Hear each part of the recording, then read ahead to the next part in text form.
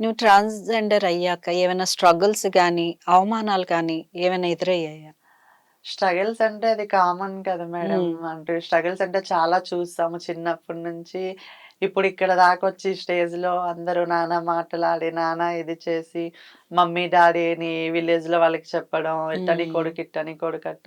హైదరాబాద్ వచ్చాక నీ కొడుకు ఏం చేస్తున్నాడు? నీ కొడుకు ఇది చేస్తున్నాడా? అది చేస్తున్నాడా?" ఉంటాయి చాలా స్ట్రగల్స్. చాలా పెయిన్ ఉంటది కదా! ఇంకా ఆపరేషన్ అయ్యేటప్పుడు మనం చాలా పెయిన్ అనుభవించాలి. ఎందుకురా ఈ లైఫు హ్మ్. అంత పెయిన్స్ ఒస్తాయి. ఇంకా 40 డేస్ రూమ్‌లో ఉంటాం కదా!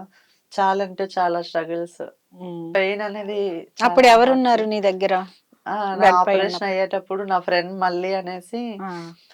అత్తయ్య, అమ్మ ఉండేటోళ్ళు. హ్మ్. సో, వాళ్ళొచ్చారు, చూసుకునేటోళ్ళు, తినిపించేటోళ్ళు, వెళ్ళిపోయేటోళ్ళు. హ్మ్. 20 డేస్ నా కిందుండి, నా కింద పనిచేసిన ఫ్రెండ్ మళ్ళీ తనకు మట్టు నేనెప్పటికీ రుణపడి ఉంటాను. ఎందుకంటే తను నేనేసే వాష్‌రూమ్ అనగా, నేనేసే బాతింగ్ అనగా ఏదైనా తనే తీసి టయానికి సర్లే ఇచ్చేసుకునేటోళ్ళు. ఎమోషనల్ అవ్వకు.